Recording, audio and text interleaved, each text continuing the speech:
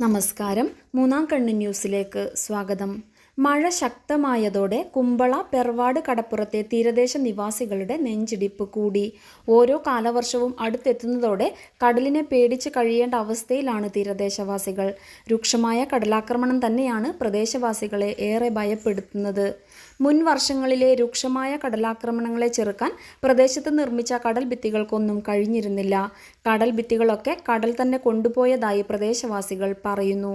കഴിഞ്ഞ വർഷം കടൽ 200 മീറ്ററുകളോളം കര കവർന്നപ്പോൾ നിരവധി വീടുകൾക്ക് കേടുപാട് സംഭവിക്കുകയും നിരവധി കുടുംബാംഗങ്ങളെ മാറ്റിപ്പാർപ്പിക്കുകയും ചെയ്തിരുന്നു. 200 മീറ്ററുകൾക്കുള്ളിലെ തീരമേഖലയായതിനാൽ ഒന്നിനും നഷ്ടപരിഹാരവും ഉണ്ടായില്ല. പരാതി ഉയർന്നപ്പോൾ റവന്യൂ വകുപ്പ് അധികൃതർ സന്ദർശനം നടത്തി കൈമലർത്തിയെന്നാണ് ആക്ഷേപം. ഇന്നിപ്പോൾ കാലവർഷം ശക്തി പ്രാപിച്ചതോടെ പെർവാട് കടപ്പുറത്ത് കടലേറ്റം രൂക്ഷമായി കഴിഞ്ഞു.